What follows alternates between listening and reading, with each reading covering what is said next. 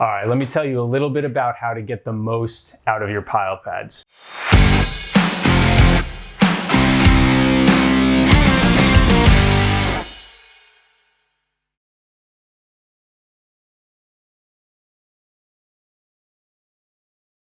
There's really only one rule, and that rule is we gotta keep growth and nature off the PilePad sheath. Now that can be with a little occasional love by way of a freshwater washdown. Now we do it daily, we do it weekly, depending on the environment.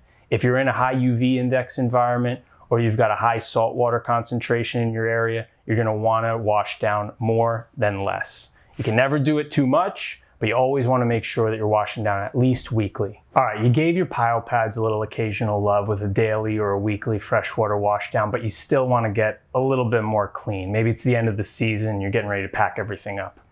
Let me show you how to do it.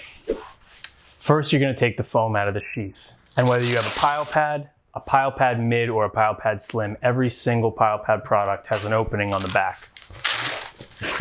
So let's go ahead and get this sheath off. Foam out, and now you are ready with your PilePad sheath. Now, the cleaning process is really simple.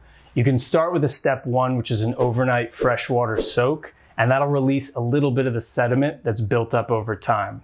Now, if you want to go with a step two, a step further, go with a gentle, unscented detergent or a baby shampoo. Those products are nicer to the material's longevity. And if you go with that step two, you're gonna release a lot more of the sediment and grime and heavy duty stuff that's built up over the season. So if you've got the time, step two is obviously the best play. Now, whether you do one or two, most important is hang in a cool, dry place and don't dry with heat.